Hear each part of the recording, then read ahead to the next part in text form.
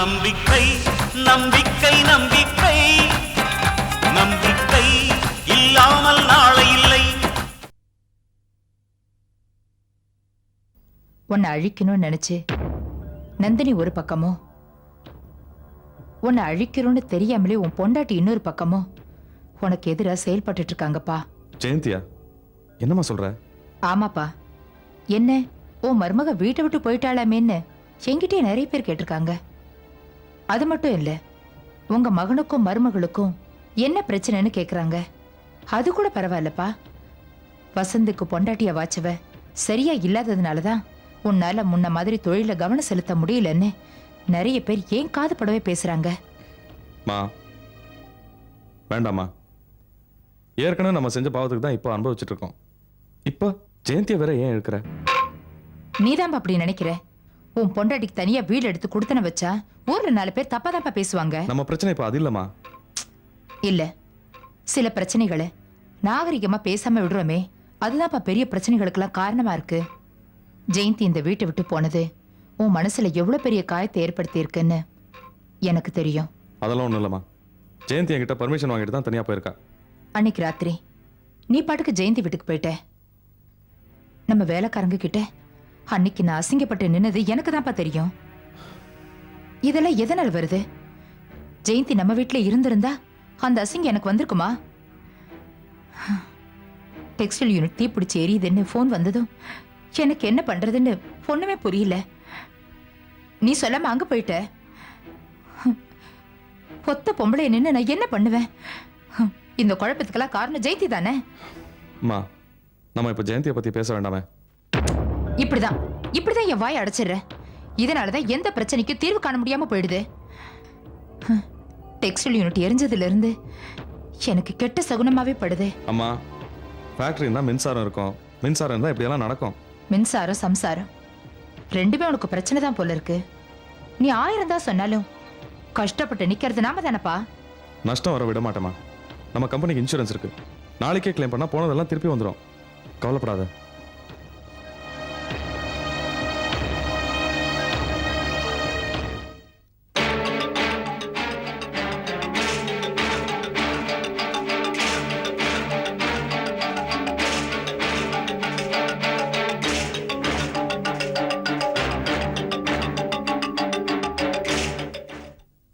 சிந்தாமணியோட வாழ்க்கையில புயல் வீச ஆரம்பிச்சிடுச்சுமா. பல பேர் வாழ்க்கையை எரிச்சா இன்னைக்கு அவ ஃபேக்டரியை எரிஞ்சுகிட்டு இருக்கு. என் வயிறு எரிய வச்சு விளாச்சே. அவ மேல இறக்கம் காட்டின எனக்கு நம்பிக்கை துரோகம் பண்ணவளாச்சே. அவளுக்கு இந்த தண்டனை போதாதுமா, இன்னும் நிறைய அனுபவிக்கணும். அதாம்மா இன்ஸ்டால்மெண்ட்ல அவளை ஹிம்சை பண்ணிட்டு இருக்கேன். சிந்தாமணி மாதிரி ஆளுங்கள்லாம் இந்த உலகத்துல நல்லா வாழ்ந்துட்டா அப்புறம் மக்களுக்கு கடவுள் மேல இருக்கிற நம்பிக்கையே போயிடும். அவ எனக்கு மட்டும் துரோகம் பண்ணலம்மா, என் குழந்தையோட உயிர் போறதுக்கு ஒரு வகையில அவதாமா காரணமா இருந்தா. அப்படியா? ஆமாம்மா, நான் நடுவுல பல நாள் மனநல சரியில்லாம இருந்ததுக்கு காரணமே அந்த அதிர்ச்சியான சம்பவம் தாம்மா. அந்த சிந்தாமணி ஒரு பொம்பளை குழந்தைய பெத்தெடுக்கிற வரைக்கும் சும்மாதாம்மா இருந்தா.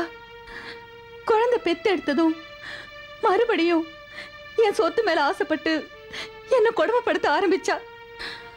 அவ என்ன மட்டும் கொடுமைப்படுத்திருந்தா கூட நான் எல்லாத்தையுமே தாங்கிட்டு இருந்திருப்பேம்மா. ஆனா என் குழந்தையையும் சேர்த்து அவ கொடுமைப்படுத்த ஆரம்பிச்சா.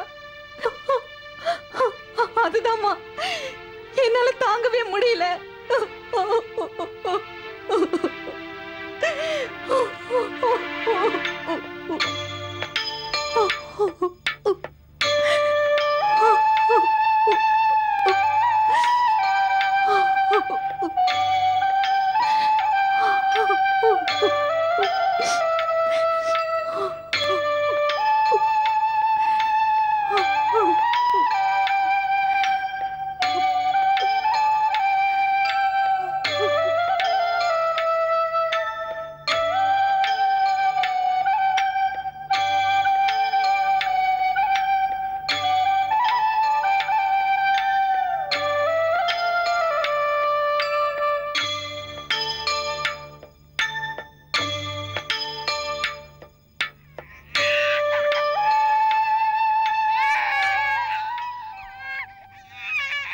வணக்கம்மா.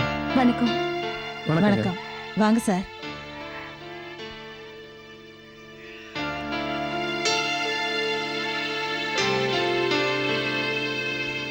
சொல்லுங்க வக்கீல் சார், என்ன விஷயம்? நீங்க 2 பேரும் எவ்வளவு சோகத்துல இருப்பீங்கன்னு எனக்கு தெரியும்.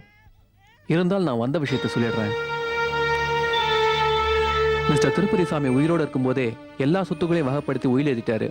அவர் உயிரோடு இருக்கும்போதே பத்திரம் எழுதி அதை பதிவும் பண்ணியாச்சு. அந்த பத்திரங்களை கொடுக்கத்தான் இப்ப நான் வந்திருக்கேன். சொத்தெல்லாம் எழுதிட்டாரா? என்னென்ன எழுதியிருக்காரு? யார் யாருக்கு எவ்வளவு பிரிச்சிருக்காரு? மொத்த சொத்துல உங்களுக்கு 25% எழுதியிருக்காரு. மீதி எல்லாத்தையும் விசால் அம்மா பையன் பேர்ல ஃபுல்லா எழுதியிருக்காரு. விசாலம் பையன் பேர்லையா? ஐயோ ஐயோ, போன மனுஷன் என்னையும் என் பொண்ணையும் ஒண்ணு இல்லாம ஆக்கிட்டு போயிட்டாரே. நாங்க என்ன பாவம் பண்ணினோம்? ஒரு கண்ணுல வெண்ணையும் ஒரு கண்ணுல சுனாமி வச்சுட்டு போயிருக்காரு. என்னையும் என் பொண்ணையும் அனாதை ஆக்கிட்டு போயிட்டாரு. ஒண்ணு கொடுக்காம போயிட்டாரு. எனக்கு துரோகம் பண்ணிட்டாரு. நான் எங்கன்னு போய் சொல்லுவேன்? சிந்தாமணி, இறந்து போனவரை பத்தி ஏன் இப்படி புலம்பிட்டு இருக்க? அவரே இறந்து போனதுக்கு அப்புறம் இந்த சொத்தெல்லாம் எனக்கு எதுக்கு? எனக்கு எதுவுமே வேண்டாம். எல்லா சொத்தையும் நீயே எடுத்துக்கோ. அவரை பத்தி மட்டும் எதுவும் பேசாத. நீ ஒண்ணும் பேசாத. அவர் இருக்கும்போது நீ அவரை மதிச்சியா? அந்த மேனேஜர் கங்கா கூட சேர்ந்து ஒரு வழியா அவர் உயிரை பறிச்சுட்ட. இப்ப என்ன? அவர் பேச்சு எடுத்தவொடனே உனக்கு ரோஷம் பொத்துக்கிட்டு வருது. கடைசி வரைக்கும் நான் தான் அவருக்கு உண்மையா இருந்தேன். என்ன பிரயோஜனம்? எனக்கு தான் பாகுபாடு பார்த்துட்டாரே. விசால் அம்மா பையன் பேர்ல நிறைய சொத்து எழுதியிருந்தாலும் உங்களை தாம்மா கார்டியனா நியமிச்சிருக்காரு. அப்படியா? முதல்ல அப்படிதான் எழுதுவேன்னு எங்க வீட்டுக்கார் சொன்னாரு. ஆனா இந்த மேனேஜர் கங்கா தான் விசாலம் பேச்சை கேட்டுட்டு அந்த மாதிரில எழுதக்கூடாதுன்னு தடுக்க பார்த்தாரு. கடைசியில அவர் சொன்ன மாதிரி எழுதிட்டாரா? இந்த சொத்துக்கெல்லாம் கார்டியனா உங்களை போட்டதுனால இந்த பத்திரங்களை உங்ககிட்டயே ஒப்படைக்கிறேன். இந்த உயிரை வச்சுக்கிட்டு நான் என்னங்க பண்றது? இதை வச்சுக்கிட்டே 18 வருஷம் கழிச்சு இந்த பையன்கிட்ட கொடுத்துட்டு கோயில் குளம்னு போக வேண்டியதா? உங்களுக்கு தான் சொத்துல 25% எழுதிக்காரமா, அதே உங்க வாழ்க்கைக்கு போதுமே. அவரை பொறுத்த வரைக்கும் நானும் விசாலமும் ஒண்ணுதான். என் பொண்ணுக்கு மட்டும் இப்படி துரோகம் பண்ணிட்டாரே. நான் என்ன பண்ணுவேன்னு தெரியல. சரிம்மா, நான் கிளம்புறேன். ம்.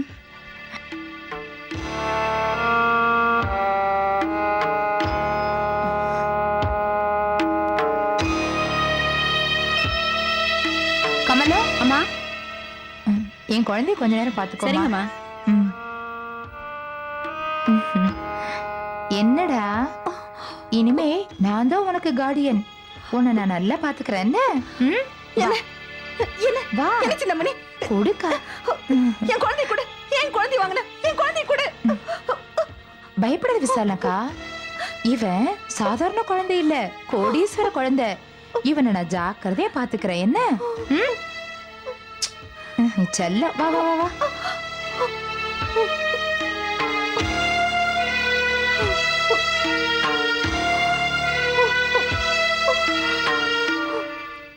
இந்தா விளையாடு விளையாடு விளையாடு.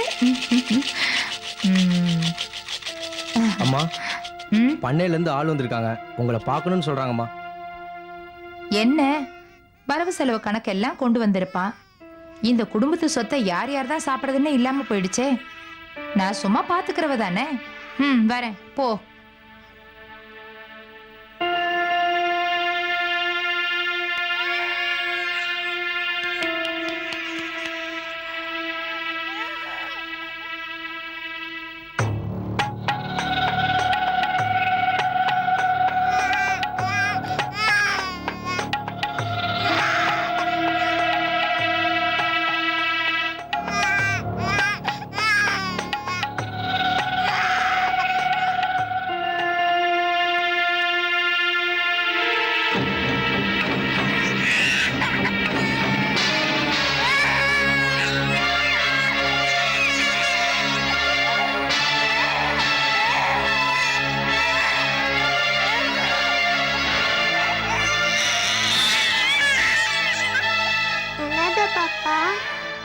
அழாத பாப்பா, அழாத பாப்பா, அழாதம்மா, அழாத. குழந்தை தள்ளியிருக்கா. இந்த குழந்தை கொஞ்சம் பாத்துக்கோ. அப்பா, அப்பா, ஏண்டா, அப்பா, அப்பா. குழந்தை தள்ளி இல்லையா? தள்ளி இல்லையா? அல்ல. சொல்லு, குழந்தை ஏண்ட தள்ளன?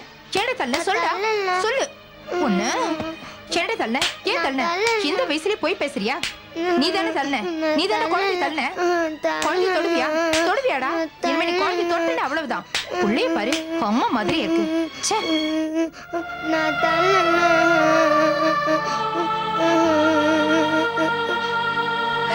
சரியா போயிடுங்க செல்லம்.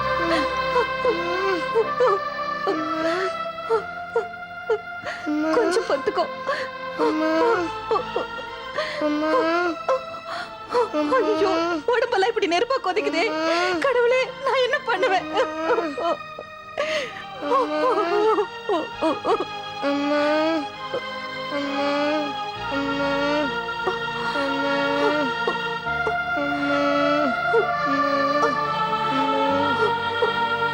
சிந்தாமணி சிந்தாமணி, என் குழந்தைக்கு ரொம்ப முடியலம்மா. பயங்கரமா ஜுரம் அடிக்குது. நீ கொஞ்சம் துணைக்கு வந்தினா அவனை டாக்டர் கிட்ட கூட்டிட்டு போலாம். எல்லாம் காலையில பாத்துக்கலாம், நீ போய் பாடு. எனக்கு ரொம்ப பயமா இருக்கு சிந்தாமணி. அவன் இப்பவே டாக்டர் கிட்ட கூட்டிட்டு போனோம். எதையோ பார்த்து பயந்துட்டான் போல இருக்கு. அதான் இப்படி ஜுரம் அடிக்குதுமா. உனக்கு என்ன பைத்தியமா? மழையில நனைஞ்ச ஜுரம் வரும், ஒத்துக்காத தண்ணி குடிச்சா ஜுரம் வரும். யாருக்காவது பயத்துல ஜுரம் வருமா? நீயும் பைத்தியமாகி என்னையும் பைத்தியமாக்கிடாத. போய் பாடு. சிந்தாமணி தயவு செஞ்சு என் கூட வாமா. விடுன்னு சொல்றேன்ல.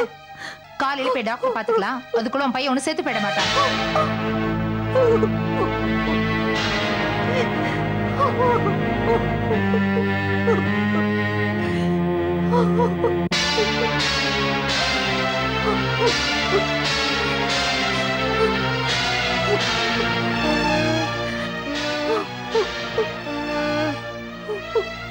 பாடு செல்லம்.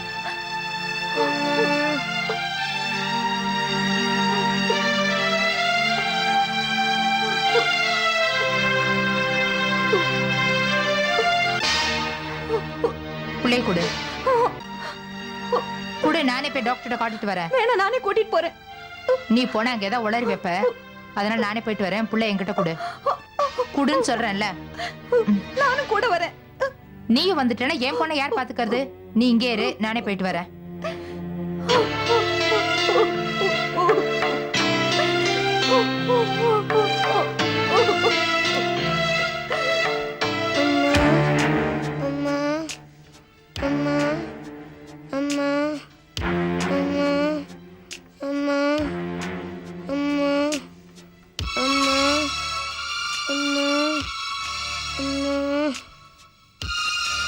நூத்தி 3 டிகிரி ஜுரம் இருக்கு. இவ்வளவு நேரம் கொண்டு வராம என்னம்மா பண்ணீங்க? வீட்டுல வச்சு பார்க்கலான்னு இருந்தோம் டாக்டர். குழந்தை உயிரோட போய் விளையாடுறீங்களேம்மா, என்னம்மா? சொல்ல வேண்டாம்னு தான் நினைச்சேன். இவங்க அம்மாவோட நிலைமை சரியில்லை. இவன் ஏதோ தப்பு பண்ணியிருக்கான் போல இருக்கு. அதான் போட்டு அடிச்சிட்டாங்க. அழுது அழுது இவனுக்கு ஜுரம் வந்துருச்சு டாக்டர். செக் பண்ணும்போதே நினைச்சேன் குழந்தைய அடிக்கிற அளவுக்கு அவங்க மனநிலை பாதிக்கப்பட்டிருக்கு. ஆமா டாக்டர், நியாயமா பார்த்தா அவங்கள வீட்டில் வச்சிருக்க கூடாது. ஏதாவது பைத்தியக்கார ஆஸ்பத்திரியில தான் சேர்த்துருக்கணும். எங்களுக்கு மனசு கேட்காம தான் வீட்லயே வச்சிருக்கோம். அதுக்காக இப்படியே விட்டா குழந்தையோட உயிருக்கே ஆபத்தாயிருவேம்மா. அப்படியா? இப்ப எப்படி இருக்கு? பயப்படுற மாதிரி ஒண்ணும் இல்லையே. அதெல்லாம் இப்போ ஒன்றும் சொல்ல முடியாது. நாளை காலையில் தான் சொல்ல முடியும். 2-3 நாள் ஹாஸ்பிட்டல்ல இருக்கட்டுமே. சரி டாக்டர்.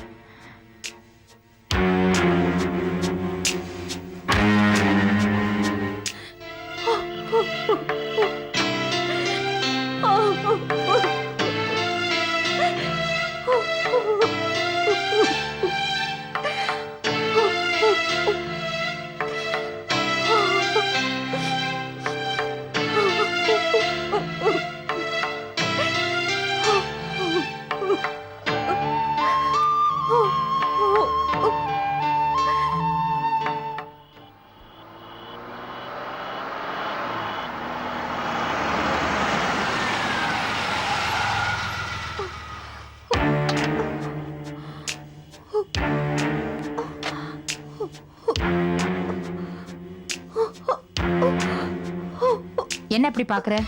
கார்ல யார தேடுற? என் புள்ள எங்க? அவனுக்கு உடம்பு முடியல, அதனால ஹாஸ்பிட்டல் அட்மிட் பண்ணிட்டு வந்திருக்கேன். என் புள்ள அங்கேயே விட்டுட்டியா? ஆமா, டாக்டர் கிட்ட தானே விட்டுட்டு வந்திருக்கேன். ஏதோ எமங்கிட்டே விட்டுட்டு வந்த மாதிரில துடிக்கிற. நான் என் புள்ள இப்பவே பார்க்கணும். என்ன அவங்கிட்ட கூட்டிட்டு போ. கூட்டிட்டு போ அவங்கிட்ட. என்ன இப்ப போனா பேய் பிசாஸ் தான் கூட வரும். காலையில உன் புள்ள உயிரோட இருந்தா போய் பார்க்கலாம். சிந்தாமணி என்ன சொல்ற நீ? நான் உன்னை நம்ப மாட்டேன். எனக்கு ரொம்ப பயமா இருக்கு. நான் இப்பவே என் புள்ளைய பார்க்கணும். என் புள்ள கிட்ட என்ன கூட்டிட்டு போ சிந்தாமணி. கூட்டிட்டு போ. சீ, போய் படு. காலையில போன் வரும், அப்ப போய் பாத்துக்கலாம்.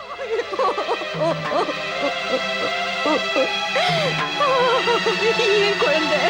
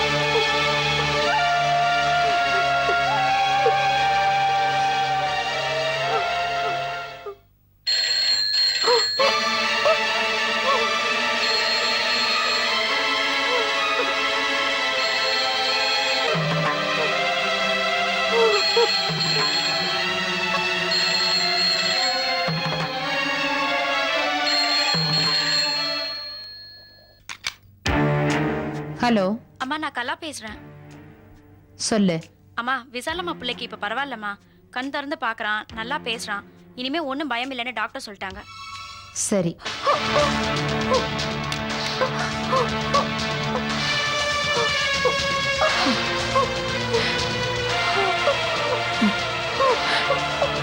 சிந்தாமணி என் குழந்தை எப்படி இருக்கா? குணமாயிட்டால? சிந்தாமணி ஏதாவது பேசு. நான் என் குழந்தைய பார்க்கணும். சொல்லுடி. ஏன் இப்படி மலை மாதிரி நிக்கிற? என் குழந்தைக்கு என்னாச்சு? என் குழந்தை ஏன் இப்படி அழற? சொல்லுடி, என் குழந்தைக்கு என்னாச்சு? என்ன? அக்கா, கண்ணு கண்ணு கண்ணு நம்மளெல்லாம் விட்டுட்டு போயிட்டு